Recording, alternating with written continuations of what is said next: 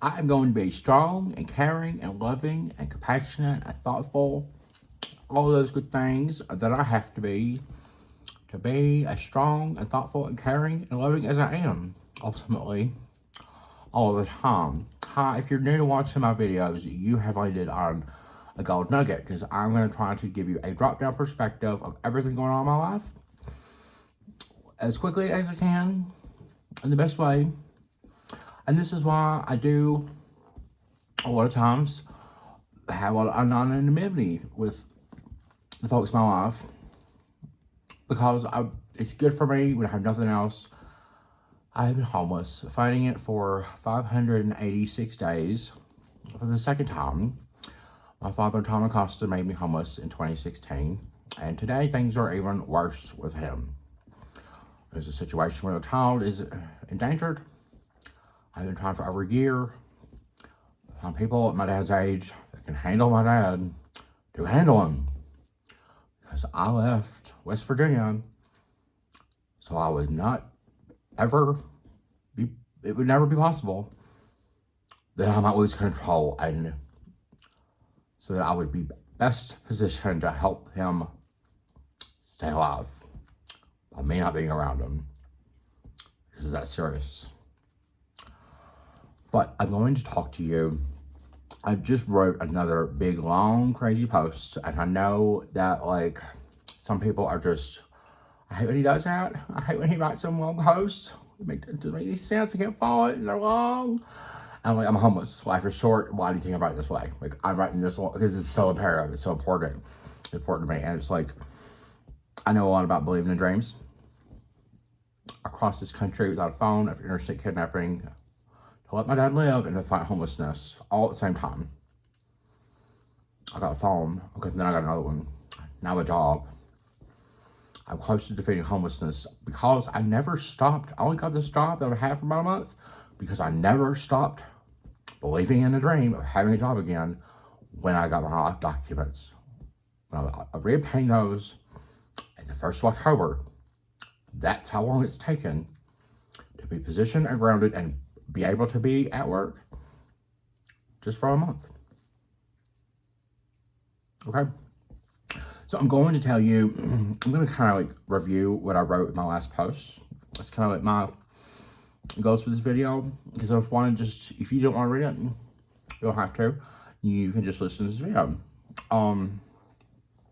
And for some of you, you know, so I do content for like people I know, a lot of them on Facebook, and then I do it for just the world at large, you know. But I'm doing it ultimately. I'm doing these videos in a selfish way, kind of like for me. It is for me to say, here's where I'm at with everything at this time. Here's what's going on, and maybe this information, maybe it will resonate, maybe it'll click, maybe something good will come from it, because I know every time I do a video, and I've done over 300 of them, it's crazy. And it's just like, you feel like a touch. My dad's a creative artist. I have creative skills. And so we just have this desire to make something, or we can't not do it. So some of those reasons too, but also, it's really for me to feel better once a video goes up. And of course, way of explaining it.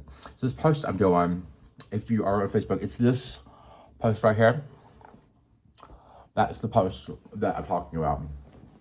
I have a picture of me in the hotel. Joe Manchin, the senator, senior senator of West Virginia, the successor to Robert C. Byrd, longest serving senator in United States history. That's who has my uncle's portrait and has had it for free since 2017. And can't call me back either. This is an image of the current governor of West Virginia. He had over $1 billion when he became governor of West Virginia. Now he somehow lost $600 million by being the governor. That's his dog's asshole that he literally thought was going to be the best way to govern one day when he brought his dog's asshole to the state legislature. Now, before this generation of West Virginia boomers elected Joe Manchin and this force of mass holding a dog's asshole to be its leadership, We had other boomers, or people that came before the boomers, the greatest generation. We had John F. Kennedy. I want you to see him real good. In Welch, the first multi-story parking garage ever, I think. Motivating, trying to, like, you literally yelling into a microphone, trying to motivate. I just know the same people I'm trying to motivate now to do what's right. Like John F. Kennedy. Like, it's literally, it's kind of like how I'm going to explain it. We also have the airplane. Now, I think it was going like this way or whatever, but that's the airplane that Chuck Yeager of West Virginia, member of the Greatest Generation, flew in when he broke the sound barrier for the first time. So it's kind of like, not even a wake-up call. We're beyond wake-up call. This is like, it's been over a year. I need help. It's been everyone's best interest to care and start figuring out what's going on with my dad, and especially the welfare, the safety immediately of a 7-year-old boy. It's like, I was in these times where, like, you have to just understand, I know a lot about believing in dreams. I knew I had to believe the best way for me to cross this country without a phone, because it was stolen by kidnappers, was to cross the country without a phone. I knew that my parents and my brother had my phone number, because I didn't have theirs when kidnappers took my phone. I know that, like, being here, just getting here, I did. I got that done, and I saw the man I wanted to marry, the only one I've ever wanted to marry, the one I met 4 years ago, and I saw him not long after I got back. I saw him, I only went to see him because I had to, because he was the closest one, and I was trapped outside. I had nowhere to go, no food, no water, no way to charge the tablet, not the phone, the tablet I had. I saw him, he helped me, and then I saw him again recently, and this video, I'm gonna go through this post, and I do have, I guess let me say, there's 3 things. One would be, I want to give you a update, drop down on the present situation here on the ground in Denver. Basically, that is, well, the second thing is, I'm entering like a new era in my life. Like, there are things changing, and, you know, things I can't control and stuff, but I can tell that, like, where we have been, like me fighting homelessness since September 2022, that part, I think, is likely. I don't know. There's a lot of parameters, and things are going well because I'm working. I have this hotel room till April 23rd. Maybe 3 days in another hotel after that. After that, I don't know what I'm doing, because I have to keep reporting to work. Want to. And when I do these videos, it's like there's a new one up. It's working for me when I'm asleep. It's just, it might hit somebody. I have actually had money sent to me by a stranger to help me go get a haircut for a job. That was important. That was a great way. There was a great reason to keep doing these videos. Now, I'm just kind of at that place where, like, I'm making money. I may be able to make enough to not be homeless anymore soon. I don't know yet exactly where I'm going to live. I got called for housing for something I did recently, for a long time ago. They recently told me I was in the top 5 to get called. That will be like a better permanent, and like I'll have my own apartment maybe. Those are all great things. They only happened because I keep believing, basically, I'm going to have home again. Okay? So what are the things changing? Well, there's a few, and there's like sectors of my family that's like not the blood family, but it's more of our family. Okay? The gay man in my life. Stevie is my first love. Stevie recently came to me information that he has cancer, lung cancer, small cell. Here's what I want to say about that. This information is sad news, but it's not really news. Okay? There's a component at the end of this post I'm gonna go through where I kind of tie some of that in, where I talk about King Edward, I think, and how he smokes cigarettes. Like, I'm a smoker. Stevie's 22 years older than me. He got cancer. Stevie probably knew when he first started smoking cigarettes, this is what happens, right? I'm 36, about to turn 37 like next week. I knew at 18, smoking will cause me to die faster. I want you to understand, I know that. Now I'm at the age where, like, people in my life, like, the man I love more than anything, and I always will. We haven't seen each other in over a decade, but he overnighted me, thermal underwear, and pepper spray, and he is at this place where he's, like, fighting for his life, okay? So he's not a quitter, and I love that about him, but it's small cell lung cancer, and he did really, really well in the last few years, doing what's right. He inherited money he didn't think he was going to get, and he invested it in the one thing that always is worth it, his children. We're good. I need to hit him so much love that he never forgets it in the next lifetime. But he is over there on the East Coast. I cannot go see him. There's not much I can do to stop the cancer. And you just need to know, me and Stevie know this information a long time ago. I have recently switched kind of to an Enjoy vape, but I don't know. I recently just bought a pack of cigarettes again because I was just like, I'm just saying he's charged or whatever, but like, I was just like, oh, I'll go back to it because I'm stressed, right? I'm stressed. We need stress relief. We need to do everything right. I need a home. I haven't had one. My dad's sleeping with a 7-year-old boy. My mother cannot remember facts about her mother. All the while, like, I know I'm kind of like trying to pierce through a lot of stuff, and I know that, like, I'm writing to the same crowd a lot of times. Like, my network in West Virginia can't really grow when I'm in Denver. I can only really talk to or try to connect with the people, most of them that I personally know. If your name is like Ray Bailey or Michael Brooks, you guys either are or used to be county commissioners, you still got a ball in the game. Why don't you just start doing? And Karen, why don't you just let me know that you care? That just, when you do that, people that do, we just have such a better understanding. Maybe they can't do any shit, but they're just like, you know what, I care. All I gotta do. When I know that, things are just, it would be great if more people could be like, you're not gonna stop. You obviously are determined to stay alive, and you know, if you think your dad, which I know, is doing wrong, then it's good that you care. Like, it would just be great if people could do that, but people find themselves so unable to do that. But I keep it up because it's like, well, there's people coming and going all the time.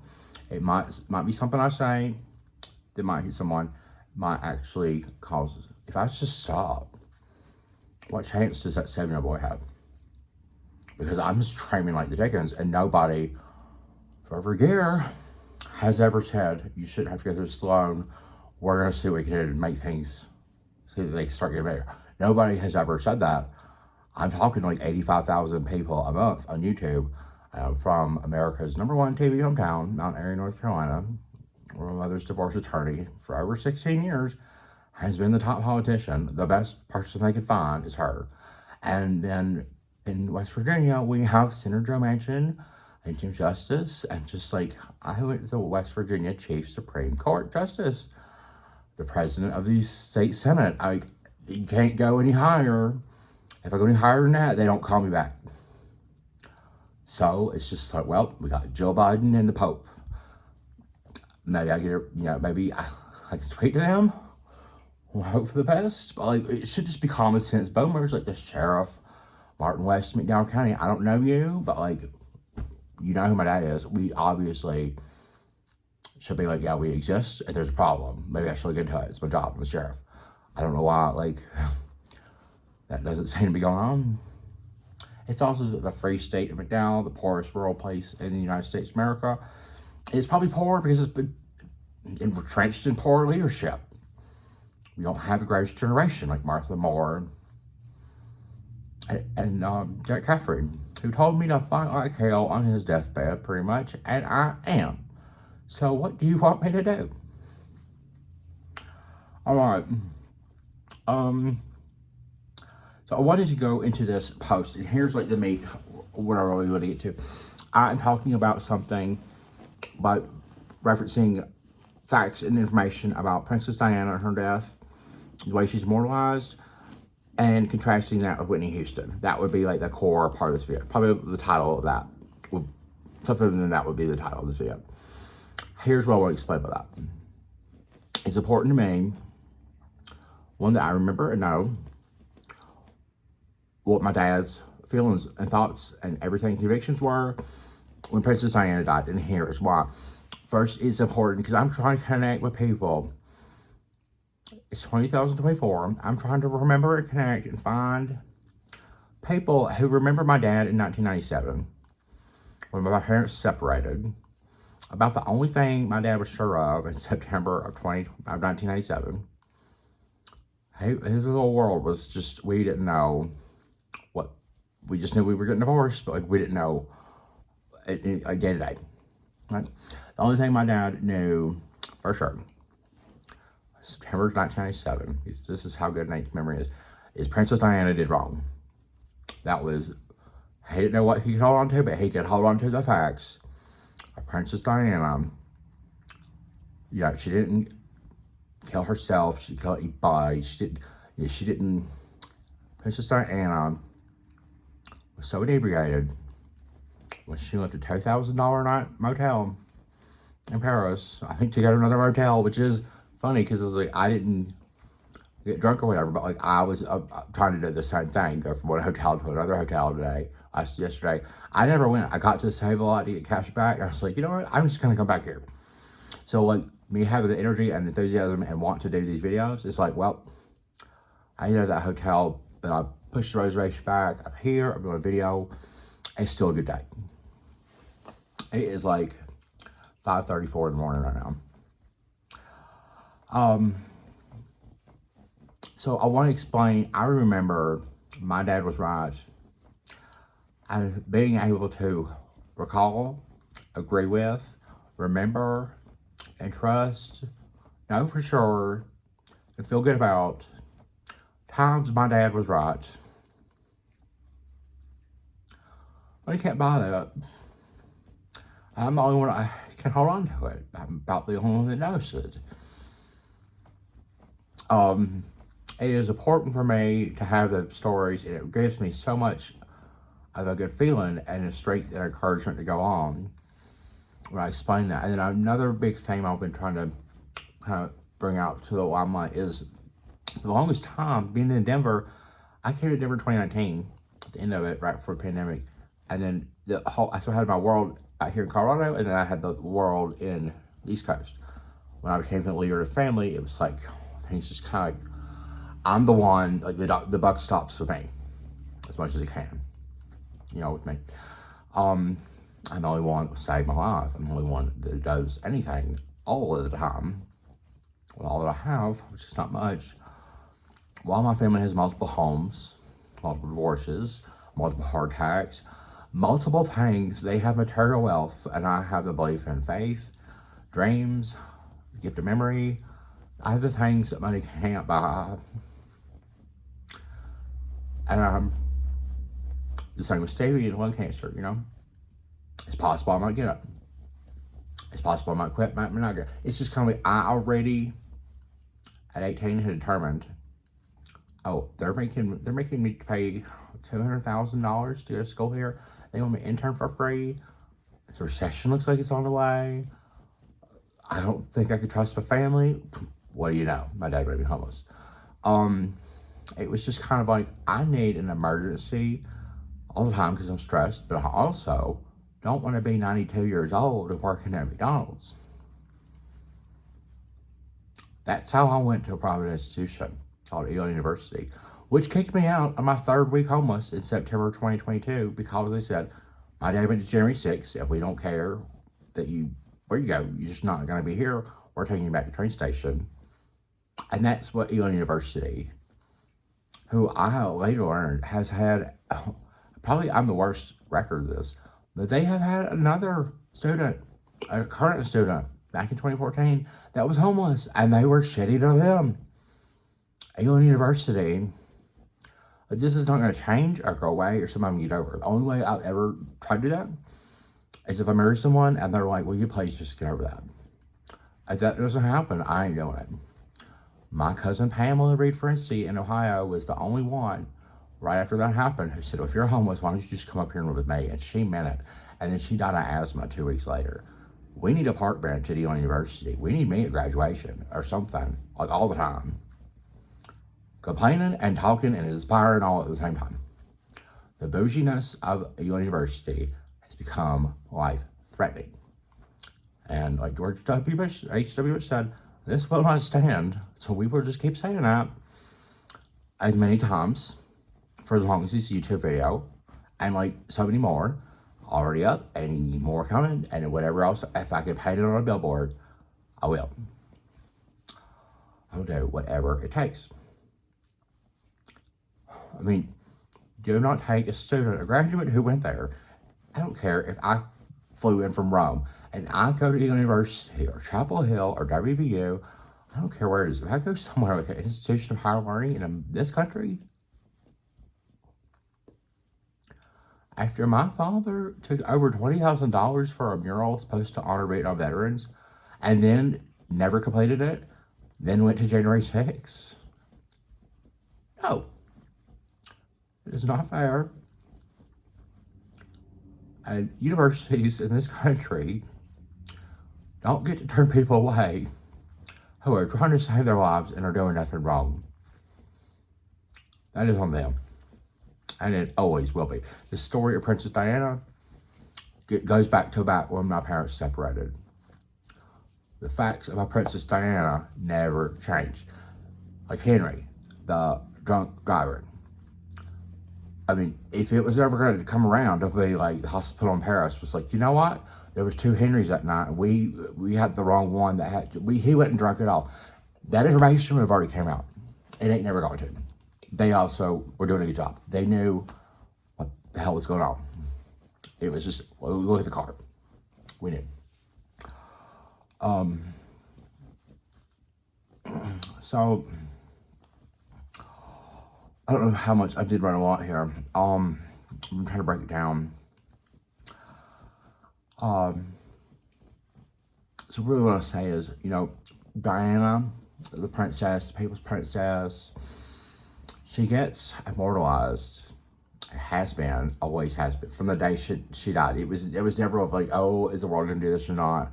Like Michael Jackson, we were just kind of, no way. Like, we still ain't fully put him in like a permanent, like for me it seems like it's just right now everything's a whirlwind with him.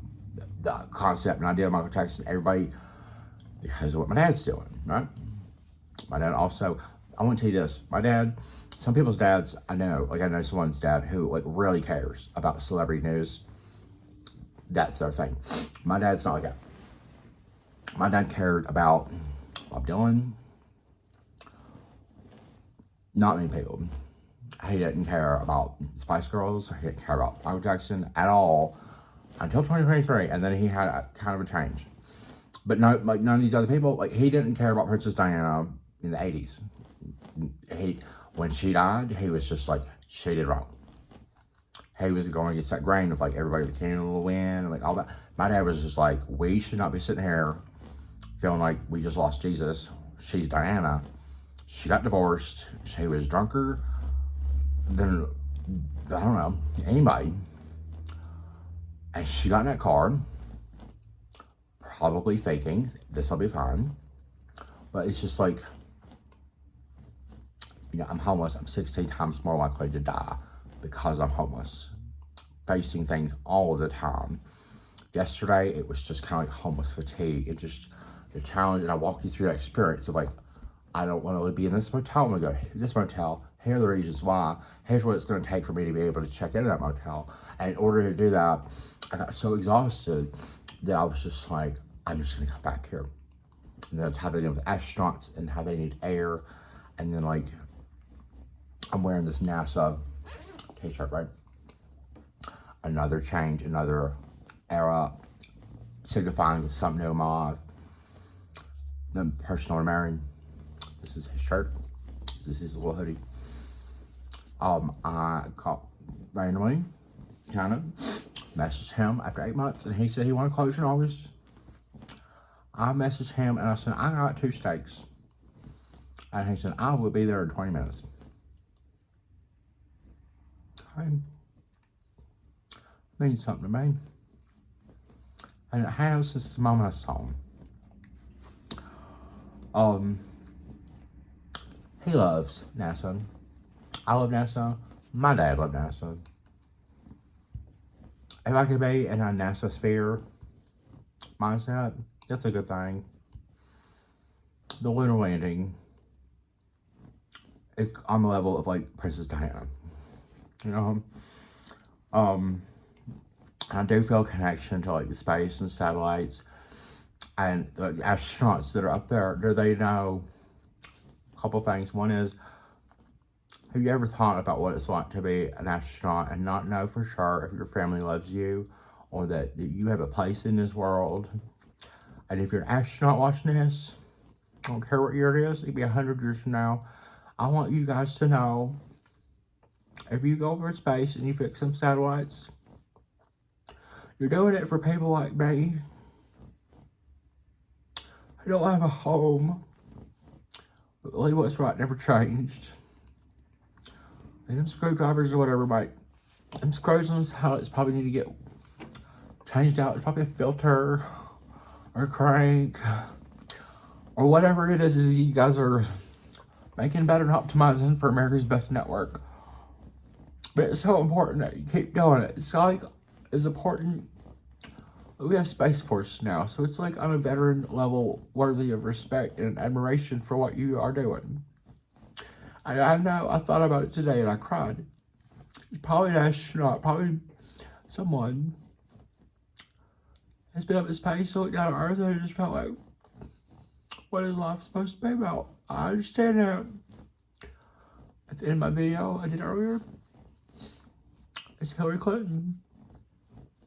2 pictures of her. I looked at a whole bunch of her pictures. She never seemed to really enjoy dealing with Elizabeth, the Queen, or Diana. All the pictures that exist that I found of her with them, she doesn't look like she's happy to be there. It's awkward.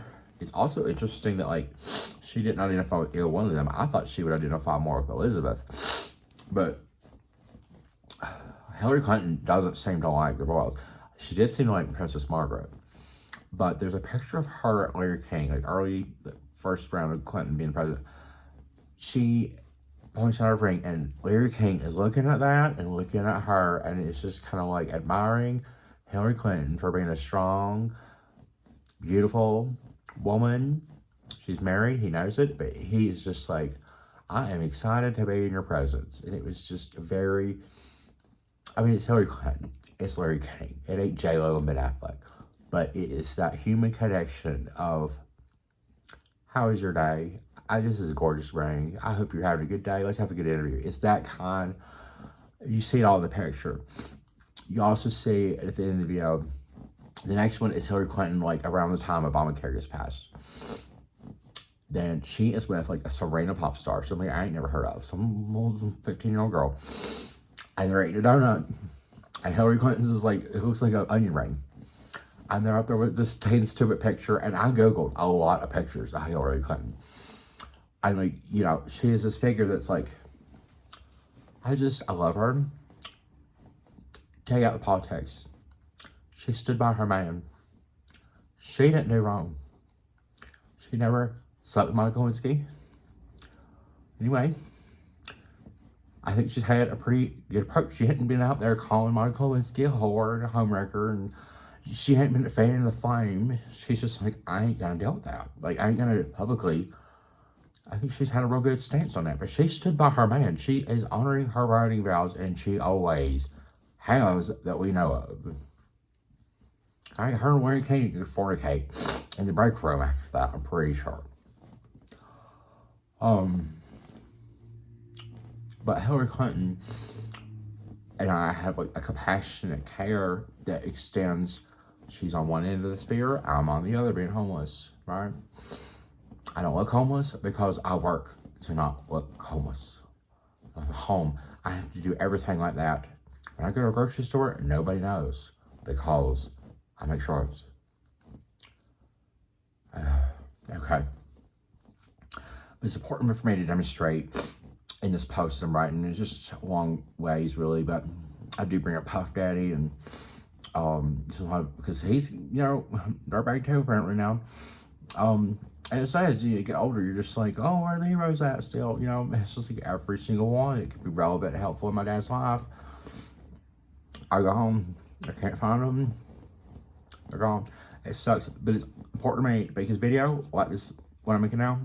And we're already 30 minutes, I need to hurry. Basically, Princess Diana did wrong. And being negligent as a mother. As a divorced mother, she should be doing an extra good job of making sure she wasn't that drunk, going that fast. Now, she should have been with the kids. It was my dad's decision the day she died. It's my decision today. It will be my decision the day I die. It ain't gonna change. And you felt comfort and strength in knowing your daddy was right on that. He was wrong on a lot of things. But he was right on that. And I will always love Paul Costa for who he was in that moment. And I don't know if he watches this video. You have to feel good about that part.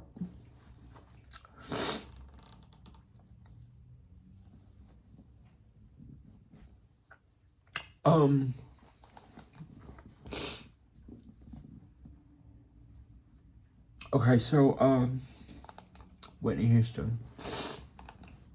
Contrasting that 4 years later in history, in 2001, Whitney Houston comes out and performs I Want to Be Starting Something with Maya and Usher.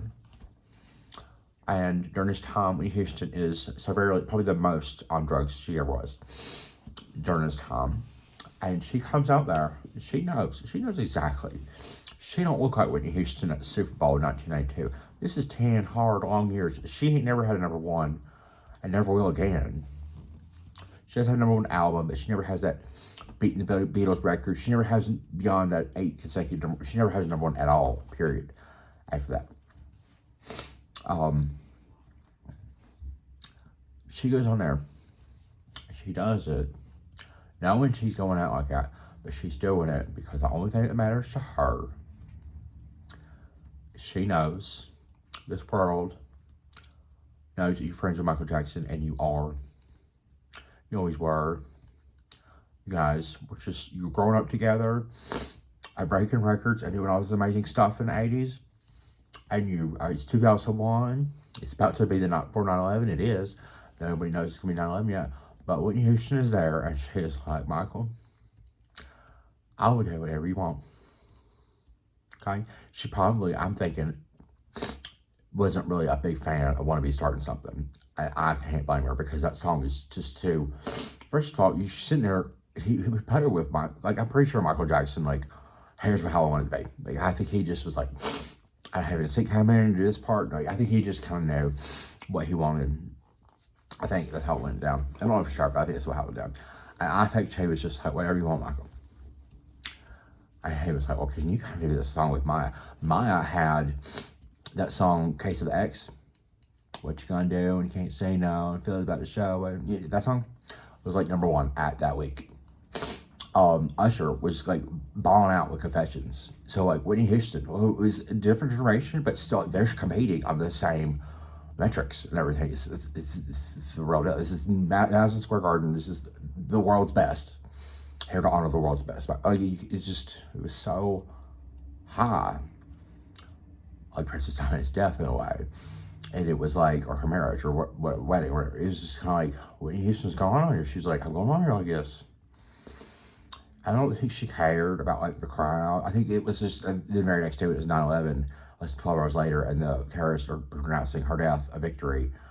And she's like, but I ain't dead. I was on TV last night. I look like crap. But I think Whitney Houston had a terrible time with 9/11, and I think she needs to be honored and remembered. And all this immortalization crap we're doing for Diana, we need to be doing a whole lot more of it for Whitney Houston, because Whitney Houston got on there and she said, my dad never really seemed to care about Whitney Houston. We didn't talk about her much.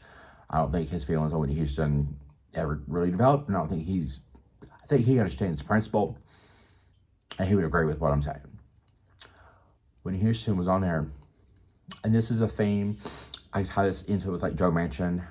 I had my uncle's portrait. My uncle Michael was a coal miner.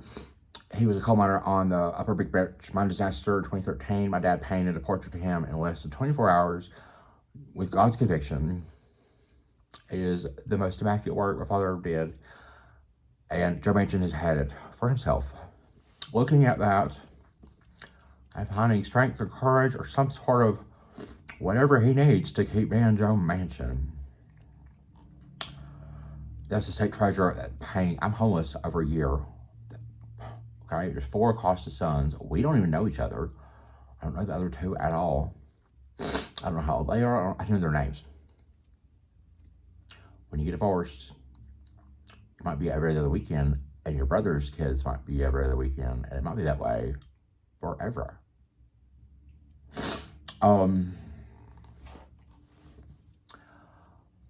Whitney Houston went on there. I said, I'm gonna get Michael, you need me, and you know that this is what you're doing, like, because our friendship and our faith is strong. As well, I wouldn't be doing this for Mariah Carey or whatever, you know, because she lived by the songs she sang. Other people wrote them, right? I believe in you and me. I'll always love you. My love is your love. All of them songs was demonstrated. Call you tonight.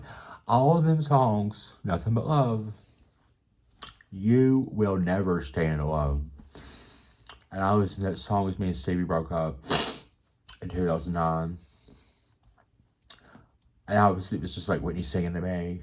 I felt so alone. Now I'm like, oh no, it is hit coming back. A future worth born passing. It is coming back like boom. Like Stevie, you never be alone. He knows that. He's knowing more and more every day. But Whitney Houston went on there. And so we look at, it's not right. I can see it as equal and balance.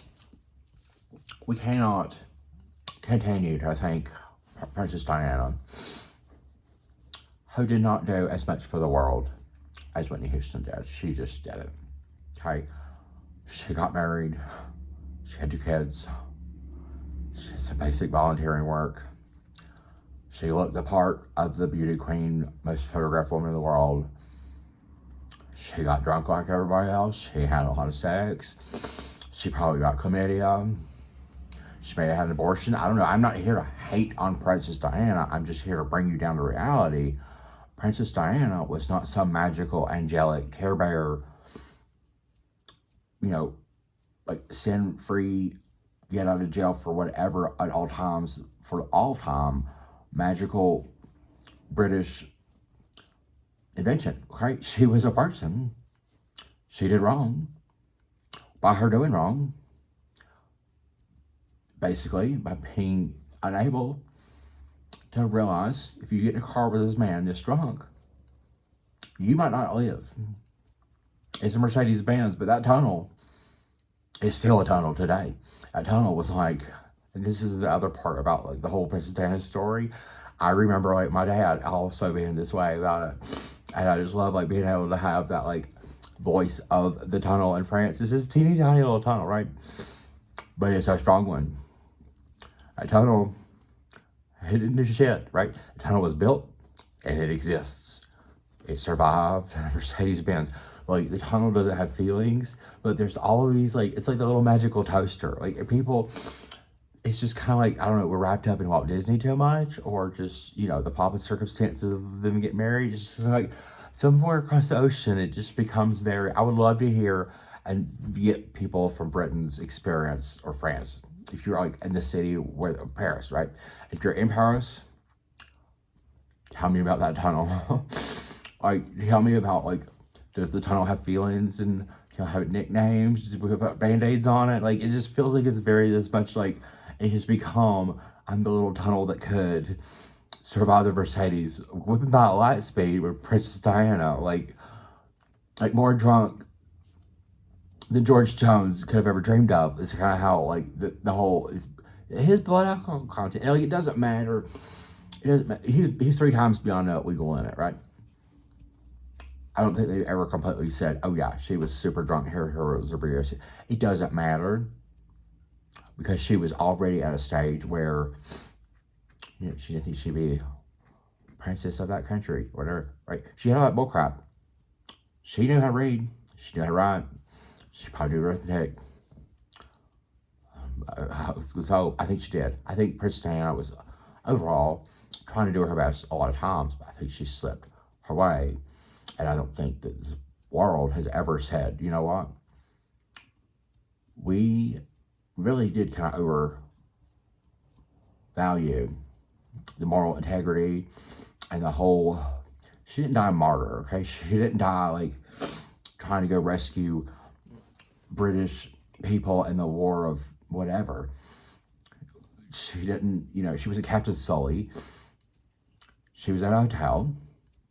She was drunk off her ass. She wasn't being a mother at the time.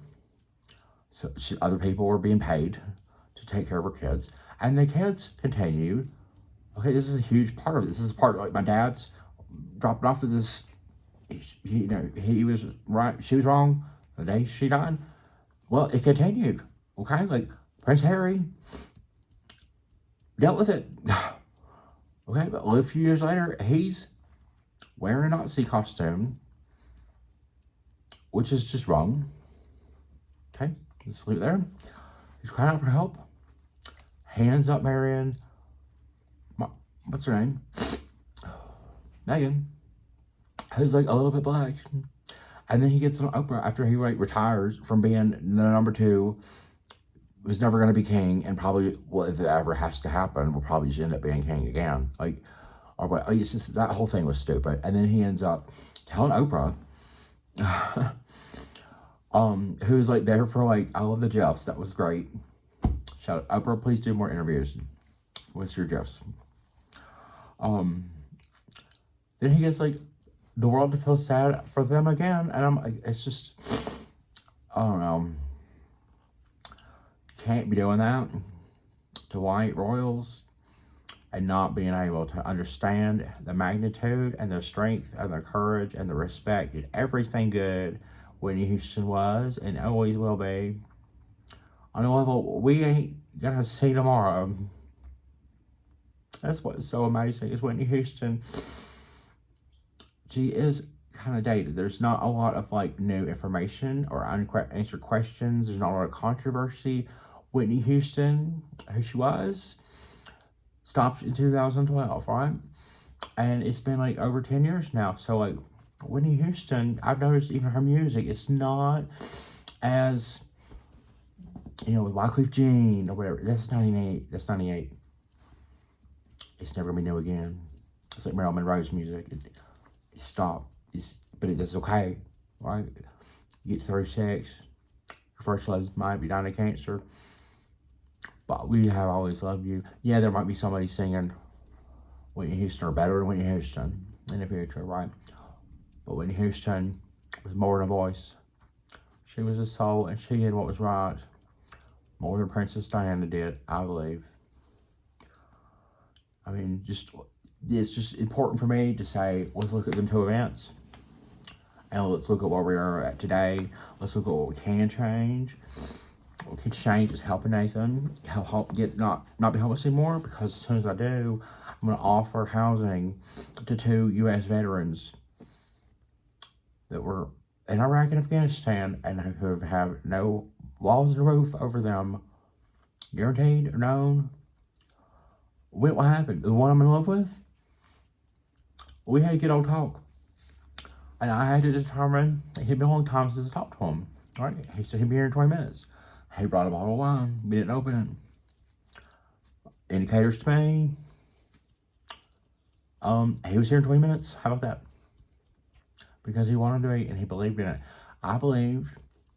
I'm going to text him. But I wasn't expecting to hear back. Really, I wasn't. But I had to believe. Maybe he will. He saw that. And he believed. So I believed in loving him and never stopping, really. right? He believed when he saw the text, it took him less than 1 second. I would like to see Nate. He texted me, I would like to see him. That brain of his, the mind thinks about all the time, made that connection, and he was here in 20 minutes. When he got here, he's a few years older than me. And he's been through a lot, like I have. I'm smiling. He told me about what I figured he would tell me. He told me he was feeling older, and I was prepared to hear everything he said. And I hope he is with me, because I say it to the world all the times. I don't mind. And you know, what he told me was just what I thought he might say. And I believe in him all the way, all the time. And I always will. And I'm probably not alone. People I don't even know me. And you need to hear that, know it. To make you last to the next lifetime.